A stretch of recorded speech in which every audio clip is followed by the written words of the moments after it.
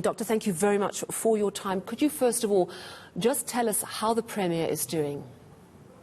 Yes. No, thank you very much and good evening to everyone. The Premier is actually doing very well. I was with him this afternoon and he's in good health, bit of a sore throat, but he's strong and he's moving and he's actually at home now, isolated at home. All right, so no severe health effects? No, he has no severe health events. Obviously, we're going to be monitoring very closely, and I think he is in good spirit, and he's a very strong person. I think he will be able to go through this. Yeah. I suppose some might say it's not surprising, bearing in mind that the Eastern Cape is really battling with a high spike in COVID infections. Could you tell us what is happening in what I understand to be the two main hotspot areas of concern, which is Nelson Mandela Bay first and Buffalo City? How are the hospitals coping in Nelson Mandela Bay? Yeah, I think that's very important. That's, the key really big areas where the surge is happening is Nelson Mandela and Sarah Baartman. National has actually provided some very good advice that if you have an increase of new cases that is over 20%, then we actually treat you as a very urgent places where we need to do an intervention.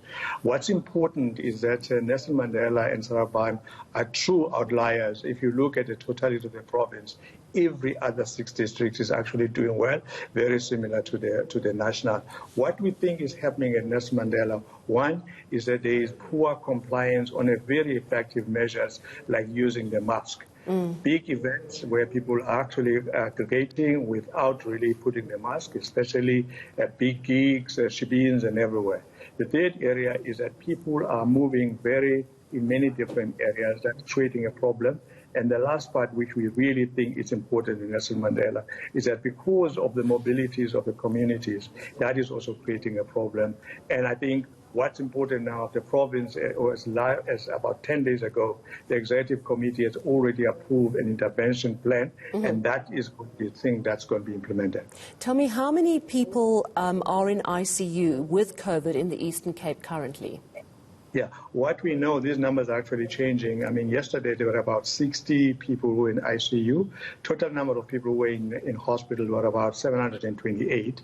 657 of those were in ordinary wards. About plus or minus 67 were actually in ICU, and 167 were about in oxygen.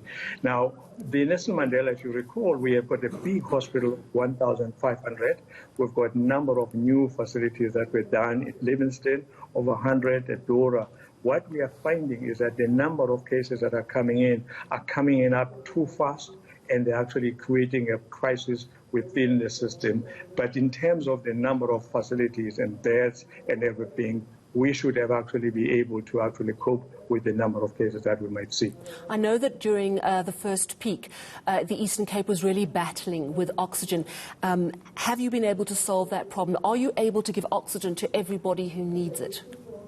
This is actually very important. The province put about 190 million rands to put oxygen.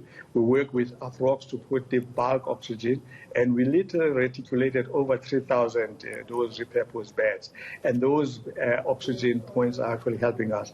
What we are finding now, because of the lull in the COVID, number of staffing that is available to the Port Elizabeth areas is disproportionate to the number of demand, because many of our staff we distributed in every places. What we think now is to really reorganize and syndicate staffing services to all these other areas. But oxygen points have been done, oxygen has been implemented, and I think that has really that's put us in a very important spot. Well, thank you very much for that update. I'm sure we will be speaking to you again, and we do appreciate your time.